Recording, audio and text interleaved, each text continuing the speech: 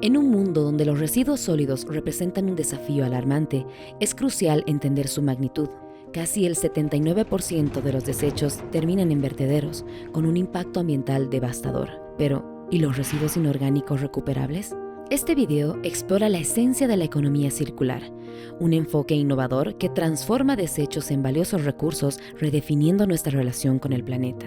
La gestión adecuada de estos residuos se convierte en una solución esencial, reduciendo la necesidad de recursos nuevos y disminuyendo significativamente la energía requerida en la fabricación.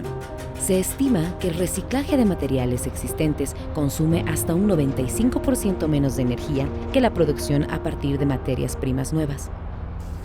En el caso de los residuos inorgánicos, la propuesta que hace Swissconta para su tratamiento plantea la coexistencia, la convivencia de dos modelos. Por un lado, un modelo privado, que es el que en América Latina se ha popularizado mucho a través de los recicladores de base, que funciona en América Latina y hay que reconocerlo. El reconocimiento de todos estos actores como parte del sistema es una parte fundamental. Por otro lado, existe el sistema municipal, que también se ha difundido mucho en América Latina. Empecemos desde casa a separar los residuos.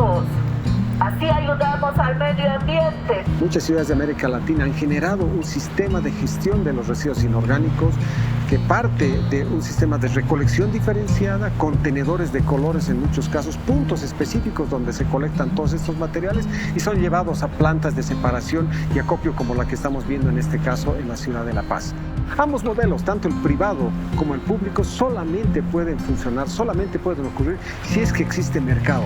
Es por eso que nosotros apoyamos toda la cadena de mercado y promovemos los negocios verdes, que son al final las empresas que se encargan de demandar todos estos productos, darle una motricidad al sistema y hacer que los pepenadores, los recicladores de base o los municipios empiecen a copiar todos estos materiales y los retornen a la industria.